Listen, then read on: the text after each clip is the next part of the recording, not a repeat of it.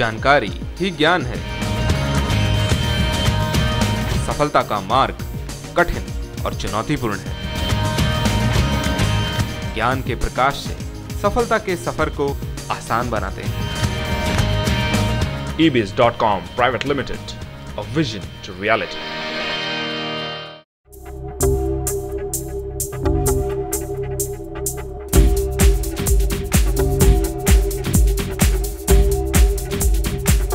Hello friends, मैं Kanika Madan computer education की इस दुनिया में आपका स्वागत करती हूँ। यदि आप धन, समय या उच्च शिक्षा के अभाव में भी कंप्यूटर सीखना चाहते हैं तथा आपके पास कामयाब होने का सपना और कड़ी मेहनत करने की लगन है, तो हमारे पास एक ऐसा मिशन है जो आपको आपकी मंजिल तक पहुंचाने में मदद करेगा। ट्रस्ट मी, हमारे पास एक ऐसा प्लेटफॉर्म है जहां ऑनलाइन और ऑफलाइन सुविधाओं के ज़रिए आप कंप्यूटर सीख सकते हैं। अभी हम आपको कंप्यूटर की बेसिक जानकारी दे रहे हैं और बहुत जल्द हमारी प्लानिंग है कई और सॉफ्ट डिज़ाइन कोर्सेज लाने की। हमारा सिद्धांत है लर्न व्हाइल यू अर्न। हम हर उस इंसान के साथ हैं जो एक सक्सेसफुल प्रोफेशनल बनना चाहता है और हमें पूरा भरोसा है कि अगर हम अपने एक भी स्टूडेंट को नई दिशा दे पाएँ और उन्हें उनकी मंजिल तक पहुंचा पाए तो हमारा ये खूबसूरत मिशन कामयाब हो जाएगा। अब मैं इंट्रोड्यूस कराना चाहूँगी साक्षी को, जो आपको कंप्यूटर बेसिक्स की जानकारी देंगी। मुझे पूरा कॉन्फिडेंस है कि वीडियो के ज़रिए कंप्यूटर पढ़ाने का हमारा ये पहला प्रयास आपके लिए वाकई फ़ायदेमंद होगा। ज़्यादा जानकारी के लिए आप हमारी वेबसाइट www.ebizzle.com पर भी लॉगिन कर सकते हैं। So friends, all the best and happy learning.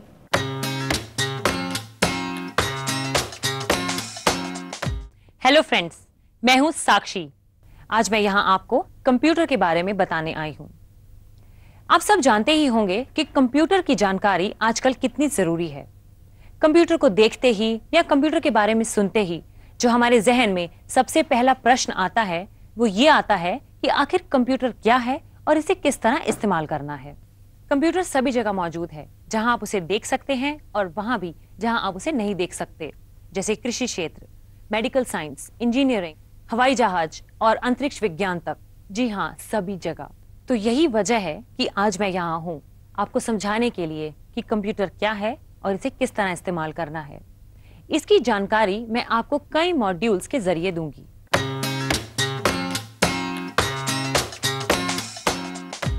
तो शुरू करते हैं एक एग्जाम्पल से, जैसे खेती, जिस पर खास तौर पर हमारे देश की अर्थव्यवस्था निर्भर है। खेती करने के अब वो पुराने तरीके इतने असरदार नहीं रहे, तो इन्हें असरदार बनाने के लिए हमारे मौसम विभाग ने बारिश के आंकड़ों को कंप्यूटर में जमा कर कर ये बताने की कोशिश की है कि इस बार बारिश किस समय और कितने समय के लिए होगी। इससे किसान अपनी फसल का समय तय कर सकता है। और हाँ, इंटरनेट के जरिए किसान ये भी पता लगा सकता है कि आजकल बाजार में चावल, गेहूं, अनाज की कीमतें क्या चल रही हैं।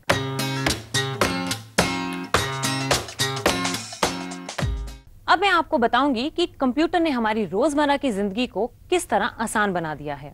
इंटरनेट के जरिए हम रेल आरक्षण, हवाई टिकट और यहाँ तक कि अपनी मनपसंद फिल्म की टिकट भी बुक करवा सकते हैं। इससे आप लंबी लंबी लाइनों में लगने से बच जाएंगे और हाँ, आपका कीमती समय भी बचेगा। मान लीजिए आज आपको इनकम टैक्स रिटर्न फाइल करनी है और आज उसका आखिरी दिन है। किसी जरूरी काम की वजह से आप इनकम टैक्स के ऑफिस शाम को 5 बजे तक पहुंचे। आखिर वहां क्या होगा? आपको निराश होकर वापस लौटना पड़ेगा।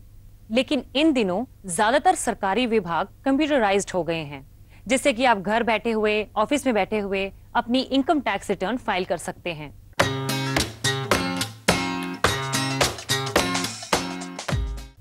चलिए एक और एग्जांपल लेते हैं। जैसे एक मरीज है और उसे आज ही ऑपरेशन करवाना जरूरी है, लेकिन जो ऑपरेशन करने वाला डॉक्टर है वो मीलों दूर है। लेकिन अब सैकड़ों मील दूर बैठा डॉक्टर भी अपने कंप्यूटराइज्ड रोबोट के जरिए ऑपरेशन कर सकता है। बस उसे बैठे बैठे रोबोट को ये बताना है कि कहां पर चीरा लगाना है और कहां पर स्टिचेस लगाने हैं। और ये चमत्कार सिर्फ और सिर्फ कंप्यूटर के द्वारा ही संभव है।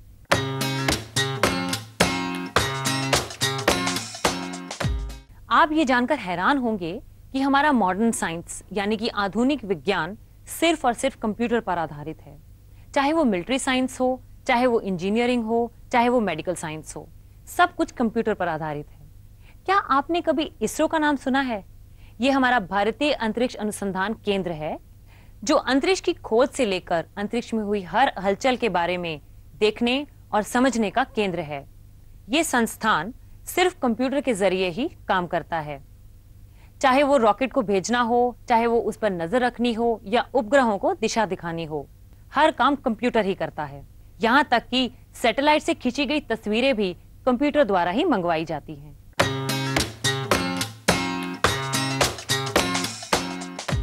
आप सभी का किसी न किसी बैंक में अकाउंट तो होगा ही, तो इन दिनों आपको किसी लेन देन के लिए बैंक जाने की कोई जरूरत नहीं है।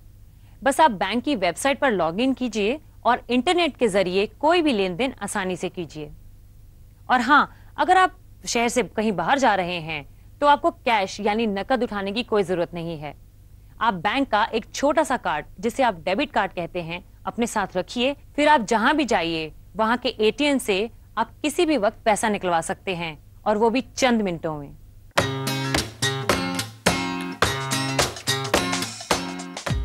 अगर आप छात्र हैं और आपने कोई परीक्षा दी है तो आपको उसके नतीजे जानने के लिए इधर उधर घूमने की कोई जरूरत नहीं है। आप इंटरनेट पर आसानी से नतीजे देख सकते हैं। और हाँ, आजकल तो कई यूनिवर्सिटीज में ऑनलाइन एडमिशंस भी होते हैं, और ये तो बहुत कमाल की चीज है कि आप ऑनलाइन किताबें खरीद सकते हैं, बेच सकते हैं, और हाँ, अपने काम का स्टडी मटेरियल तक ढूंढ सकते हैं। मतलब साफ है, कंप्यूटर ज्ञान का खजाना है। यहाँ पर हर सवाल का जवाब मौजूद है।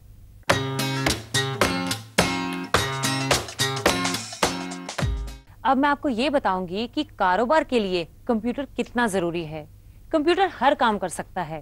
कर्मचारियों की हाजिरी के लेखे जोखे से लेकर उनकी salary, production, invoice generation, funds transfer और यहाँ तक कि बही खाता तैयार करना भी। हमने देखा कि कंप्यूटर हर क्षेत्र में एक जरूरी हिस्सा किस तरह बन गया है। आखिर इसमें ऐसी कौन सी चीज है जो इसे इतना कारगर बनाती है? आखिर इसमें ऐसी कौन सी खासियत है जिसकी वजह से इसकी हर जगह जरूरत है? चलिए मैं आपको इसकी ताकत का राज बताती हूँ।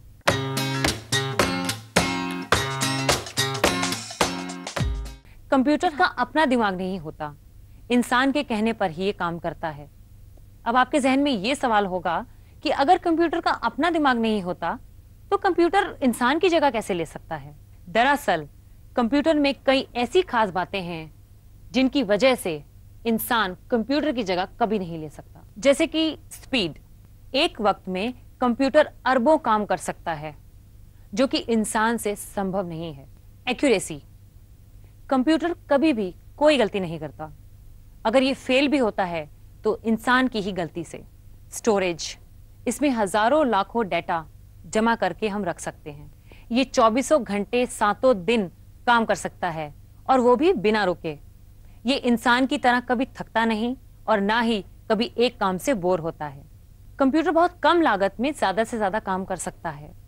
कई साल पहले का स्टोर हुआ डाटा अगर आज आपको उसकी जरूरत है तो ये चंद मिनटों में आपको वो डाटा निकाल कर दे सकता है।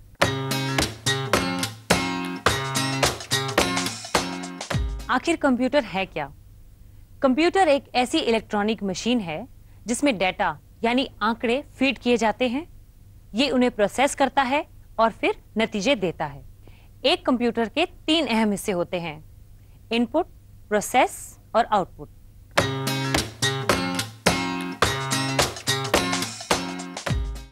इनपुट। कीबोर्ड, माउस जैसे इनपुट डिवाइस से हम कंप्यूटर में डाटा डालते हैं। ये डाटा कुछ भी हो सकता है। आपका नाम, आपका पता, आपके खर्चे, आपके परीक्षा में आए नंबर, कुछ भी। प्रोसेस।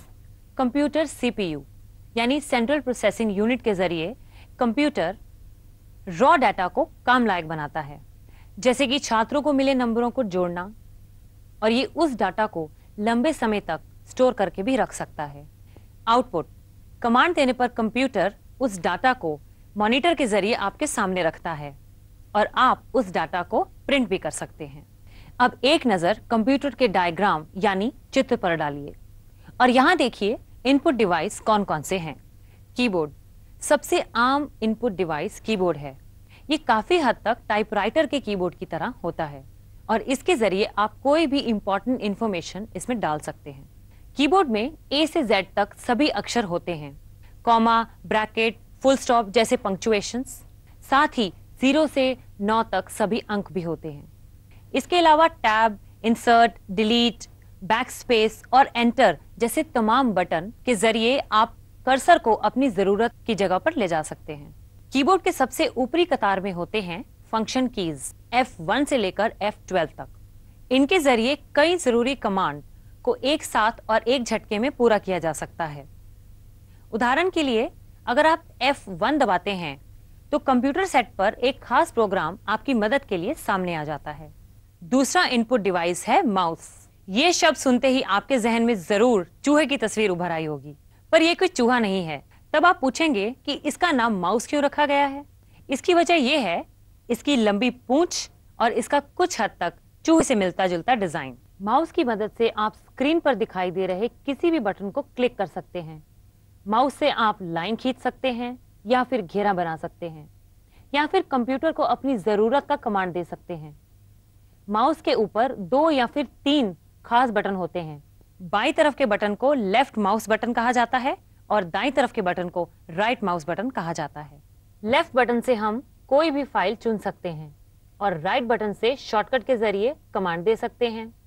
फॉर एग्जाम्पल, फाइल को जल्दी खोलना या फिर डिलीट करना। बाजार में कई तरह के माउस मौजूद हैं। मैकेनिकल माउस, ऑप्टिकल माउस और वायरलेस माउस।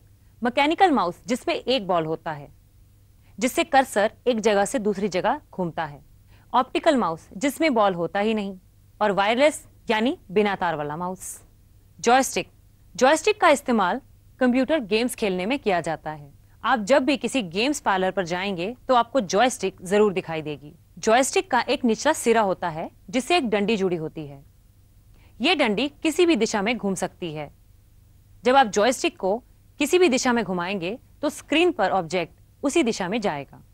जॉयस्टिक से आप माउस की तरह भी काम ले सकते हैं, लेकिन आमतौर पर जॉयस्टिक कंप्यूटर गेम्स खेलने के लिए ही ज्यादा काम आती है। स्कैनर। स्कैनर फोटोकॉपी मशीन की तरह ही होता है। फोटोकॉपी मशीन में जब आप कोई डॉक्यूमेंट रखते हैं तो उसकी वो कई कॉपीज निकाल देता है। उसी तरह स्कैनर आपकी डॉक्यूमेंट की तस्वीर निकालकर उसे कंप्यूटर में फीड कर देता है।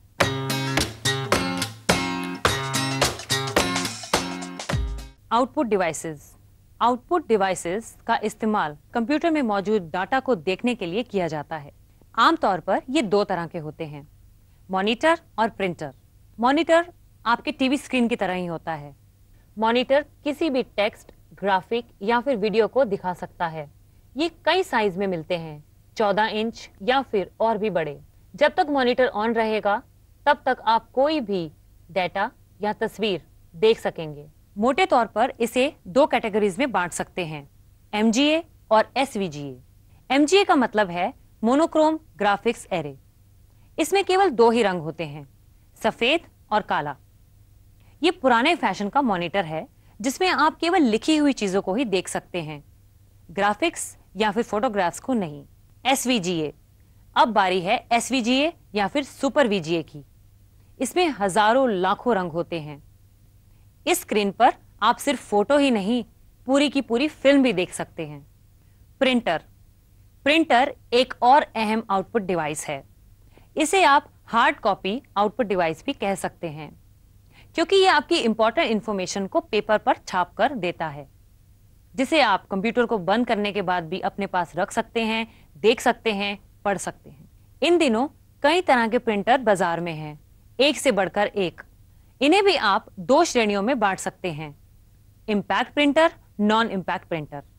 इम्पैक्ट प्रिंटर ये स्ट्राइकिंग हेड के जरिए छपाई करता है, यानी एक ऐसा सिरा जिसके और पेपर के बीच में ब्लैक रिबन लगा होता है। ये सिरा जैसे जैसे आगे बढ़ता है छपाई होती जाती है। इसमें बहुत शोर भी होता है। इम्पैक्ट प्रिंटर में जो सबसे लोकप्रिय प्रिंटर है वो है डॉट मैट्रिक्स प्रिंटर। इसकी रफ्तार बहुत धीमी होती है। ज्यादा से ज्यादा 1 मिनट में 1 से 4 पेजेस ही छप सकते हैं। नॉन इम्पैक्ट प्रिंटर, इसमें अलग तकनीक का इस्तेमाल होता है। हालांकि नॉन इम्पैक्ट प्रिंटर कई तरह के होते हैं, लेकिन सबसे ज्यादा लोकप्रिय लेजर प्रिंटर या फिर इंक जेट प्रिंटर ही है। इंक जेट प्रिंटर में इंक बॉटल का इस्तेमाल होता है। काले से लेकर लाल, पीली, हरी, नीली कोई भी इंक इस्तेमाल हो सकती है और हर बोतल के निचले हिस्से पर इलेक्ट्रॉनिक छेद होता है। और जब कंप्यूटर इसे इंक छिड़कने का कमांड देता है तो उसी इलेक्ट्रॉनिक छेद के जरिए इंक निकलती है और पेपर पर इंफॉर्मेशन छप जाती है। ऐसे प्रिंटर की स्पीड काफी ज्यादा होती है। 1 मिनट में 6 से 10 प्रिंट्स छप सकते हैं। दूसरी तरफ लेजर जेट प्रिंटर में लेजर किरणों का इस्तेमाल होता है। उन्हीं किरणों की मदद से पेपर पर इंफॉर्मेशन छपती है। ऐसे प्रिंटर की स्पीड इंकजेट प्रिंटर से कई गुना ज्यादा होती है। ये 1 मिनट में 10 से 100 पेज तक छाप सकता है।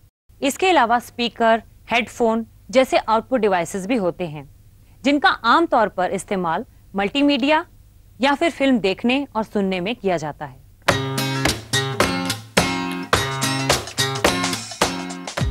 इस मॉड्यूल को बंद करने से पहले हम ये सीखेंगे कि इन तमाम डिवाइसेस को हम कंप्यूटर में किस तरह जोड़ेंगे। मॉनिटर की तार को सही तरीके से पकड़ें और इसे धीमे से लगाएं।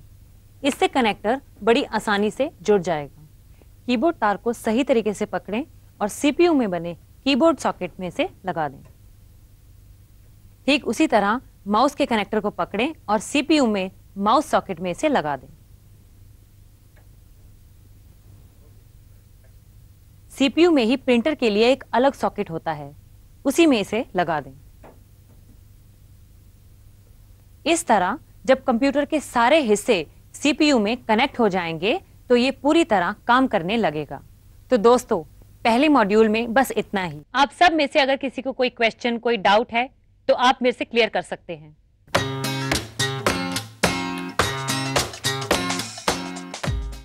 मैम, इनपुट डिवाइस किसे कहते हैं और इसे कैसे इस्तेमाल करते हैं?